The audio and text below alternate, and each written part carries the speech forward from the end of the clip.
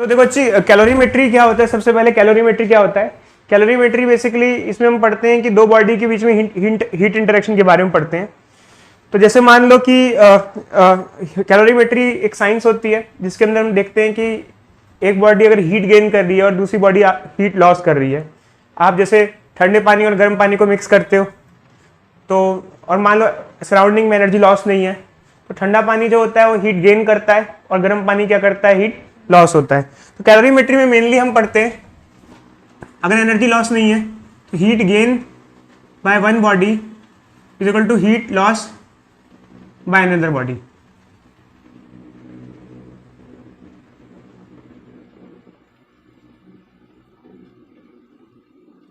ठीक है। कैलोरीमेट्री पढ़ने से पहले हमें कुछ प्री रिक्विजिट चीजें हैं जो बढ़नी पड़ती हैं, जैसे कि लेटेंट हीट और सेंसिबल हीट। तो ये जो मैं आपको पढ़ा रहा हूँ ये इस बेसिस पे नहीं पढ़ा रहा हूँ कि आप 11th क्लास के हो।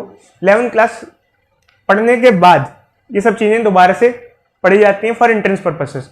जो बच्चे ड्रॉप करते हैं 11th-12th के बाद, ये उसका सिलेबस है, उसका करिकुलम मैं पढ़ा रहा हूँ। इसमें हम सीधे सीधे टॉपिक बताएंगे, फॉर्मूले बताएंगे, इंट्रोडक्शन देंगे थोड़ा सा, फिर न्यूमेरिकल करते हैं। ये है उसका करिकुलम जो बाकायदा एंट्रेंस पे बेस्ड है, जेई मेंस और या फिर नीट के बेस्ड है। तो सबसे पहले सेंसिबल हीट क्या होता है, जो कि हमने पढ़ लिया होगा, बट फिर भी हमें ये पढ़ना होता है क्योंकि जब रिवीजन करेंगे रिवीजन के बाद आप उस चीज को अच्छे से बता पाओगे। बताओ अच्छी सेंसिबल हीट क्या होता है, बोलो।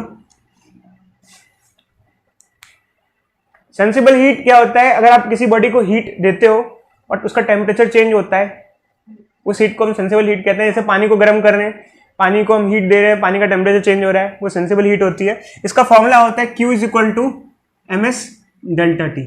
Q यहाँ पर जो होता है वो हीट होती है, हीट सप्लाइड होती है, और M होता है मास, और S होता है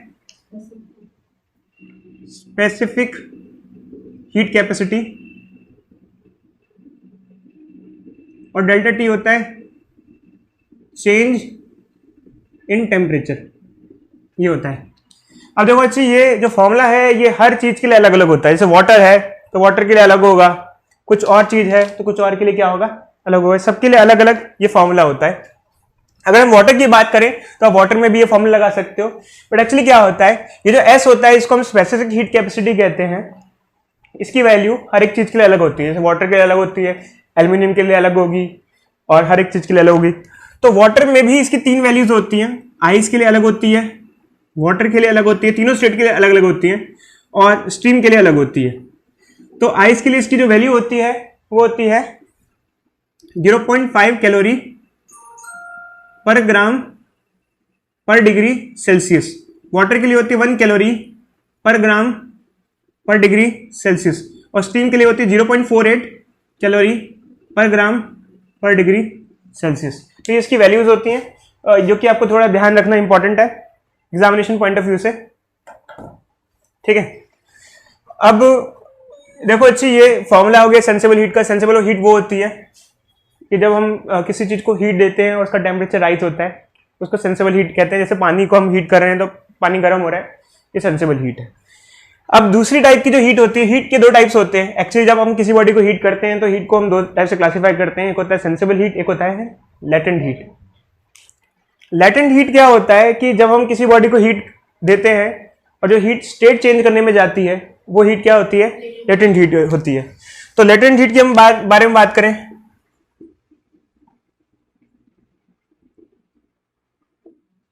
इसका फॉर्मूला होता है Q is equal to ml, m for mass, l for coefficient of latent heat।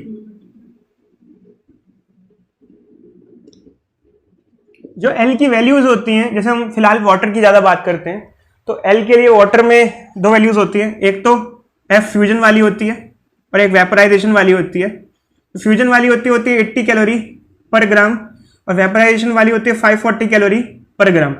इसका क्या मतलब होता है, हम मैं आपको बताता हूं। जैसे कि मान लो फ्यूजन और वेपराइजेशन का मतलब क्या है कि if we want to convert 1 gram of ice at 0 degree Celsius to 1 gram of water at 0 degree Celsius, then we have to deliver this much amount of heat. 1 gram का state change करने के लिए 80 calorie की heat खर्च करनी पड़ेगी अगर उसको आइस से वाटर में कन्वर्ट करना पड़े। और उसको अगर वाटर से वेपर में कन्वर्ट करना पड़े, जैसे मान लो कि वाटर है, जब पानी को गर्म करोगे तो वाटर से वेपर बनेगा, तो उस केस में अगर 100 degree Celsius of water 1 gram का है, इसको 100 डिग्री सेल्सियस ऑफ स्टीम में कन्वर्ट करना है 1 ग्राम की, तो इसमें हमको कितना देना पड़ेगा? 540 कैलोरीज। ठीक है, अच्छी ब्रेक करके। अगर मान लो कि हमको दिया है कि हमारे पास -20 डिग्री सेल्सियस ऑफ आइस है, मान लो 10 ग्राम, और इसको हमको 120 डिग्री सेल्सियस ऑफ स्टीम में कन्वर्ट करना है, तो हमें किस किस प्रोसेस से जाना पड़ेगा? तो देखो एक्चुअली क्या होगा कि सबसे पहले क्या होगा कि हमें -20 डिग्री सेल्सियस ऑफ आइस सबसे पहले कन्वर्ट होगी 0 डिग्री सेल्सियस ऑफ आइस में। सबसे पहले टेम्परेचर चेंज होगा, सबसे पहले हमको सेंसिबल हीट प्रोवाइड करनी पड़ेगी। इसके बाद हमें क्या करना पड़ेगा? इसके बाद हमको इसकी स्टेट चेंज करनी पड़ेगी, और ये 0 डिग्री सेल्सियस ऑफ वाटर में कन्वर्ट होगा। इसके बाद क्या होगा? इसके बाद इसको और गर्म करेंगे, ये 100 डिग्री सेल्सियस ऑफ वाटर में कन्वर्ट होगा। तो इसके बाद इसे और गर्म करेंगे, ये 100 डिग्री सेल्सियस ऑफ स्टीम में कन्वर्ट होगा। इसके बाद इसको और गर्म करेंगे, ये 120 डिग्री सेल्सियस ऑफ स्टीम में कन्वर्ट होगा। तो कुल मिला के ये पूरा प्रोसेस फॉलो होगा, तो यहाँ पर हम कौन सी हीट देंगे? यहाँ हम देंगे सेंसिबल, यहाँ हम देंगे लेटेंट, यहाँ देंगे सेंसिबल, यहाँ देंगे लेटेंट, यहाँ देंगे सेंसिबल। तो ये इसमें 3 बार सेंसिबल हीट देंगे और 2 बार लेटेंट हीट देंगे। तो मान लो कि हमें पूरा प्रोसेस निकालना है कि इस पूरे प्रोसेस में कितने अमाउंट ऑफ हीट हमारी खर्च हो रही है। तो हम क्या करेंगे? हम पूरा फॉर्मूला लगाएंगे। टोटल हीट स्पेंड क्या हो जाएगा? सेंसिबल इसका क्या हो जाएगा? MS डेल्टा टी इसका। तो इसमें मास तो जैसे मान लो कुछ भी दिया है, चलो हमने 10 लिया या m ले लिया मान लो, तो m की जगह m आ गया। आइस का s जो होता है, आइस का जो s होता है वो होता है 0.5। ठीक है, डेल्टा टी यहाँ कितना होगा? -20 से 0 कितना होगा? 20। तो ये इस प्रोसेस में इतनी हीट लगी। अब इस प्रोसेस में कितनी हीट लगेगी? इस प्रोसेस में हीट का जो फॉर्मूला होगा वो होगा हमारा m × L। जैसे इसमें होगा ms डेल्टा टी, इसमें होगा m × L। मास कितना दे रखा है हमें? मास हमको m दे रखा है, L कितना होगा इसमें? 80 हो जाएगा। ठीक है, अब इस प्रोसेस में सेंसिबल हीट लगेगी ms डेल्टा टी, मास है m, s कितना है 1, डेल्टा टी कितना होगा? 0 से 100, तो 100 हो जाएगा। और फिर इस प्रोसेस में हम लेटेंट हीट देंगे, ये क्या हो जाएगा? m × L हो जाएगा। L कितना है? 540।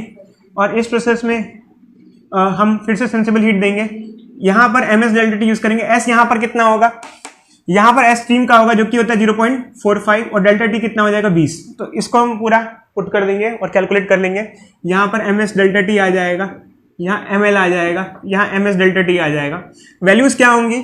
जैसे कि यहाँ जो s होगा ये होगा आइस के लिए, यहाँ जो L होगा ये फ्यूजन वाला होगा, यहाँ S जो होगा वाटर के लिए होगा, यहाँ जो L होगा ये वेपोराइजेशन वाला होगा, यहाँ जो S होगा ये स्टीम का होगा।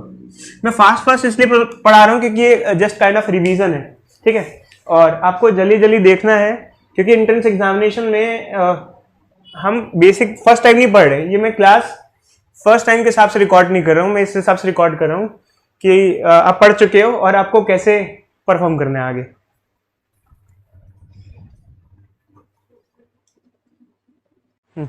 मान लेते हैं हमारे पास -20 डिग्री सेल्सियस ऑफ आइस है, अब उसको हमें 120 डिग्री सेल्सियस ऑफ स्टीम में कन्वर्ट करना है। तो उसका टेम्परेचर, और हम कांस्टेंट हीटिंग कर रहे हैं मान लो, तो उसका टेम्परेचर वर्सेस टाइम कर्व कैसे आएगा? ये है टेम्परेचर और ये है टाइम। तो यहाँ से मान लो चालू करते हैं, ये 0 है, बट हमारा जो है 0 से नीचे से चालू होगा, -20 डिग्री सेल्सियस से चालू होगा। तो हम यहाँ हीट कर रहे हैं, टेम्परेचर बढ़ रहा है। अब इसके बाद ये ग्राफ ऐसा हो जाएगा। बता सकते हो क्यों? क्योंकि स्टार्टिंग में जब हम इसको गर्म कर रहे थे आइस को, तो आइस का टेम्परेचर चेंज हो रहा था, और सबसे पहले -20 डिग्री सेल्सियस ऑफ आइस से 0 डिग्री सेल्सियस ऑफ आइस में कन्वर्ट हो रही थी। तो सेंसिबल हीट दे रहे थे, टेम्परेचर चेंज हो रहा था। बट बाद में अब क्या होगा, अब यहाँ से इसका स्टेट चेंज होगा, 0 डिग्री सेल्सियस ऑफ वाटर में कन्वर्ट होगा। तो यहाँ जो हीट जा रही है वो टेम्परेचर चेंज में नहीं जा रही है, टेम्परेचर हमारा कांस्टेंट है, और ये लेटेंट हीट है। लेटेंट हीट छुपी हुई हीट होती है, इसलिए कहते हैं। तो यहाँ टाइम तो बढ़ रहा है बट टेम्परेचर नहीं बढ़ रहा है। ये काफ़ी यूनिक सी चीज़ है, ठीक है। फिर हम आगे बढ़ेंगे, फिर हमारा ग्राफ कैसा होगा, फिर से हमारा ग्राफ ऐसा होगा। कब तक? जब तक हम 100 डिग्री सेल्सियस पे ना आ जाए। क्यों? क्योंकि 0 डिग्री सेल्सियस ऑफ वाटर को हीट करोगे, टेम्परेचर बढ़ता जाएगा। जब तक 100 डिग्री सेल्सियस ऑफ वाटर पे नहीं पहुंच जाएगा तब तक स्टेट चेंज नहीं होगी। फिर से यहाँ पर आप देखोगे ग्राफ ऐसा आएगा, क्योंकि अब स्टेट चेंज होगी, क्योंकि जो 100 डिग्री सेल्सियस ऑफ वाटर है वो कन्वर्ट होगा 100 डिग्री सेल्सियस ऑफ स्टीम में, ठीक है। अब फिर से आप इसको हीट करोगे तो फिर से ग्राफ ऐसा आएगा। जैसे मान लो 120 तक जाना है, फिर 120 डिग्री सेल्सियस आ जाएगा, तब ये हो जाएगा 120 डिग्री सेल्सियस ऑफ स्टीम। अब एक कुछ खास बातें यहाँ पर देख लीजिए। जैसे ये जो ग्राफ है, इनके स्लोप सब डिफरेंट होते हैं। इन ग्राफ के स्लोप सब क्या होते हैं? डिफरेंट होते हैं। क्यों? क्योंकि एक्चुअली क्या होता है कि अगर आपको आइस का सेम टेम्परेचर चेंज करना है तो उतनी हीट नहीं देनी पड़ेगी जितना वाटर में है। अगर हम कहें कि वाटर का आपको 20 डिग्री सेल्सियस राइज करना है और आइस का 20 डिग्री राइज करना है, क्या आपको सेम अमाउंट ऑफ हीट देनी पड़ेगी या नहीं देनी पड़ेगी? देखो एक्चुअली क्या होता है, ये फॉर्मूला हीट का फॉर्मूला होता है MS डेल्टा T। आइस का S कम होता है, तो आइस का टेम्परेचर राइज करने में कम हीट देनी पड़ती है, वाटर का टेम्परेचर राइज करने में ज़्यादा हीट देनी पड़ती है। तो आइस का टेम्परेचर जल्दी जल्दी फास्ट चेंज होता है, रेट ऑफ चेंज जो होगा टेम्परेचर का क्या होगा? फास्ट होगा। तो ये जो ग्राफ होगा ये स्टीप होगा। ये हमारा नेक्स्ट क्वेश्चन है।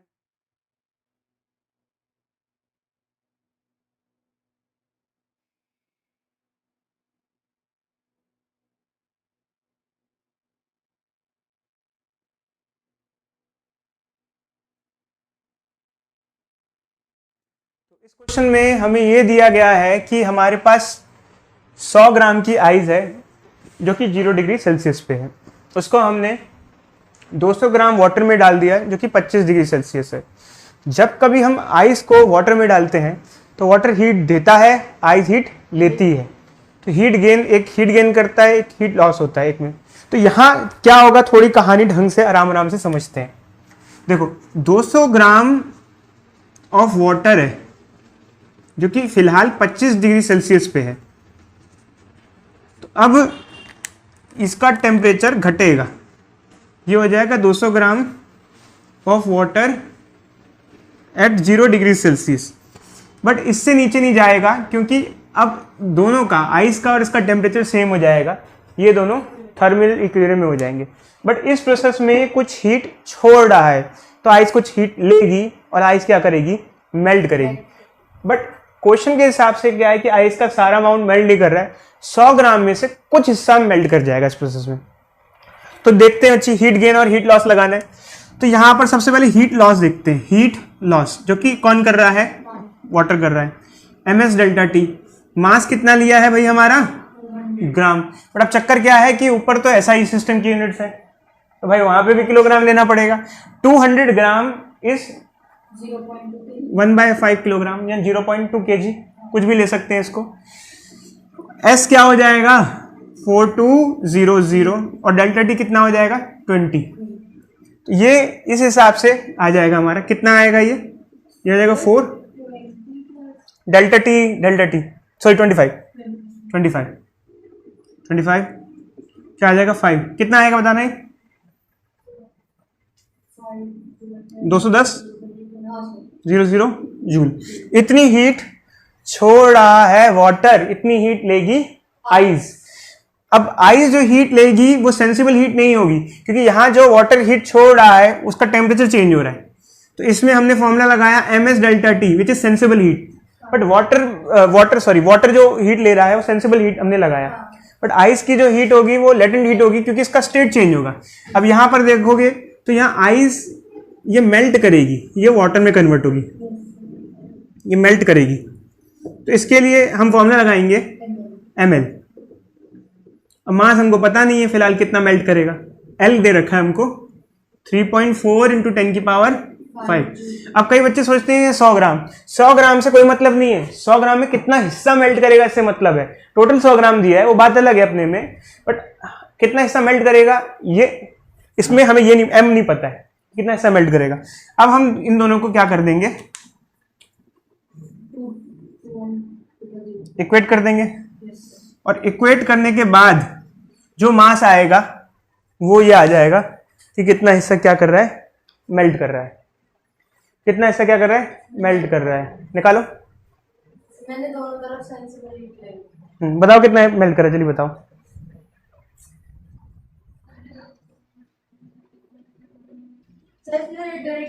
तो इसमें इधर देखो अच्छी, इसके अंदर अगर हम जैसे इसको इक्वेट कराएंगे तो मास कितना आएगा बताना, इसको इक्वेट करा देंगे तो m की वैल्यू कितनी आएगी बोलो। 2100/3.4 × 10⁵ और कितना आएगा सिंप्लीफाई करके करीब करीब केजी में मेरे पता इसमें ग्राम में दे रखा है। ग्राम में कितना आएगा बताओ जल्दी से। 61.7 ग्राम आ जाएगा। उसने ऊपर into 10 वो आप उसको बाद में सिंप्लीफाई कर लेना, ग्राम में इस तरीके से आ जाएगा। ठीक है, अच्छा आगे बढ़ते हैं। ये हमारा नेक्स्ट क्वेश्चन है।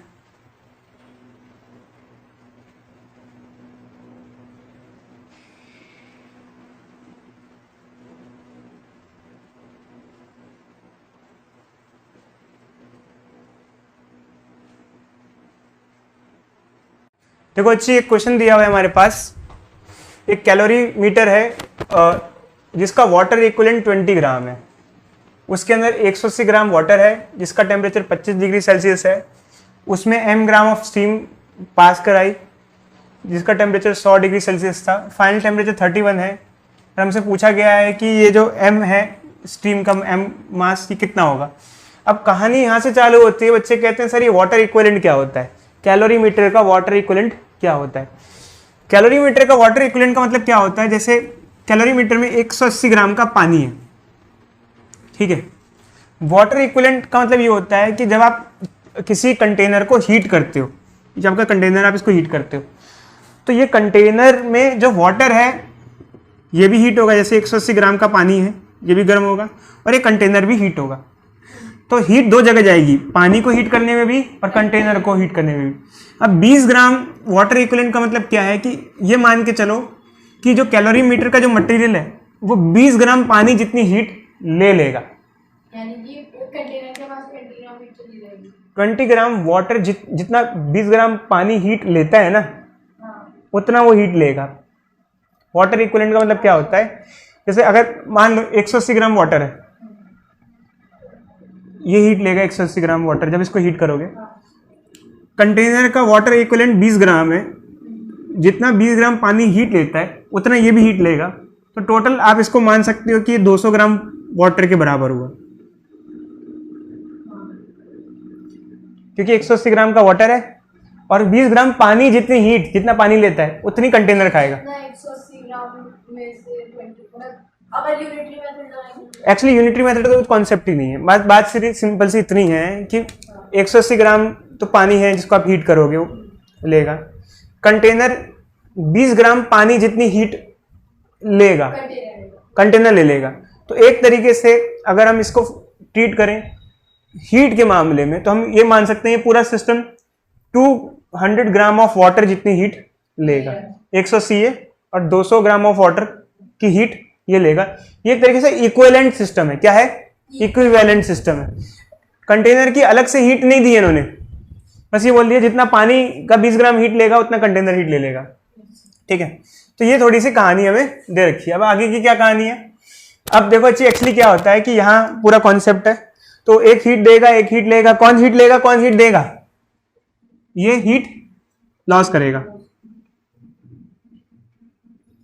और यहां जो हीट लॉस होगी ये कौन सी होगी? लैटेंट हीट होगी या सेंसिबल हीट होगी?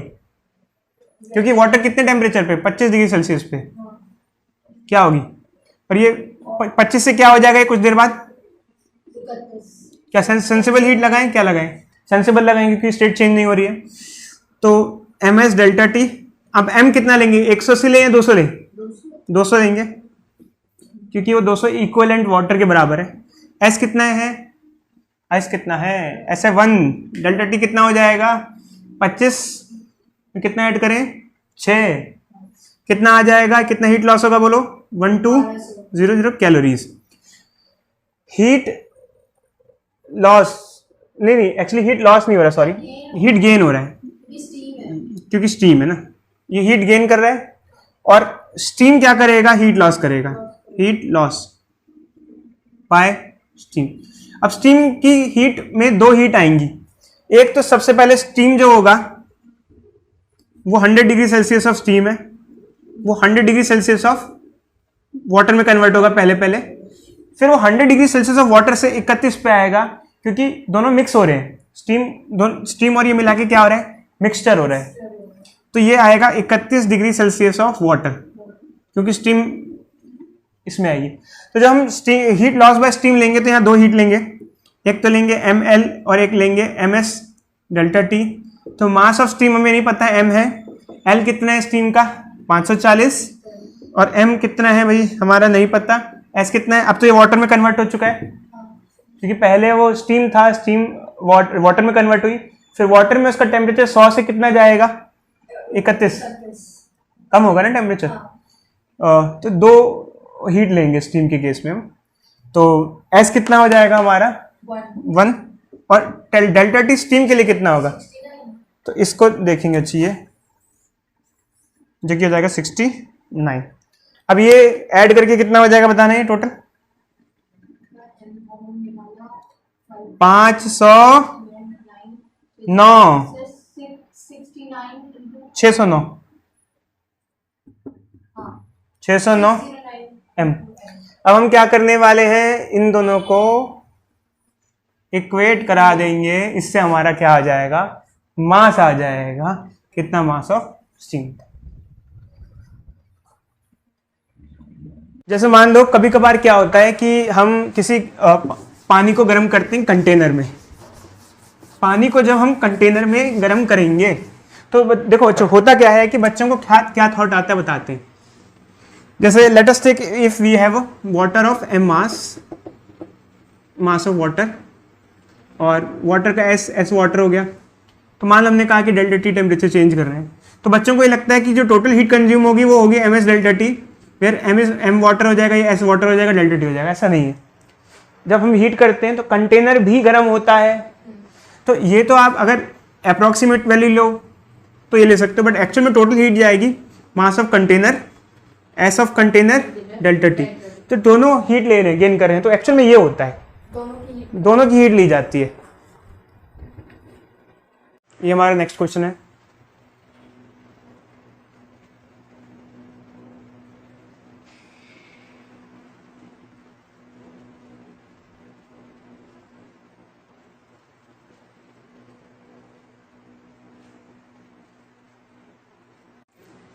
इस क्वेश्चन में हमें क्या दिया हुआ है कि हमारे पास 1 kg वाटर है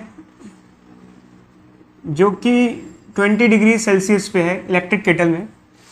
इलेक्ट्रिक केटल का मेनली कॉन्सेप्ट होता क्या है? इलेक्ट्रिसिटी के बेसिस पे वो चीज़ों को हीट करता है। Electric kettle is mainly based on joules law of heating. Joules law of heating क्या होता है कि अगर किसी वायर से आई करंट जा रहा है टी टाइम में तो उसमें हीट प्रोड्यूस होती है आई स्क्वायर आर टी। तो ये कॉन्सेप्ट होता है। इसमें एक रेजिस्टेंस फिलामेंट लगा होता है जिसमें जब करंट इससे पास होता है तो जो करंट, जो एनर्जी होती है, इलेक्ट्रिसिटी होती है, वो हीट में कन्वर्ट होती है। तो ये ठीक यही सिचुएशन दी हुई है कि 1 किलो वाटर है जो कि 20 डिग्री सेल्सियस पे है। तो आप इसको चला के रखोगे तो पानी उबलेगा, और उबलते उबलते एक टाइम आ जाएगा कि इवेपोरेट हो जाएगा। तो इसके लिए हमें कितना टाइम एक इलेक्ट्रिक केटल चला के रखनी पड़ेगी। अब सबसे पहला क्वेश्चन ये आता है कि पानी को इवेपोरेट कराना है, इसका क्या मतलब है? इवेपोरेट कराना है मतलब कि उसको हमें 100 ग्राम ऑफ स्टीम में कन्वर्ट करना है। तो इसके लिए क्या क्या कितनी कितनी हीट लगेगी? इसके लिए 2 हीट लगेगी, एक लगेगी सेंसिबल हीट और दूसरी लगेगी लेटेंट हीट। तो देखो एक्चुअली क्या है कि मास क्या है 1000, क्योंकि नहीं 1 एम के सिस्टम में ले रहे हैं, हम क्या लें, हम एम के सिस्टम में ले लेते हैं तो 1 ले लेते हैं। एस कितना है हमें 42000 हाँ 00 और डेल्टा टी कितना है? देखो पहले ये कन्वर्ट होगा 1 kg water at 100 degree Celsius, फिर ये कन्वर्ट होगा 1 kg of steam 100 degree Celsius, तब ये इवेपोरेट कहलाएगा, इवेपोरेशन।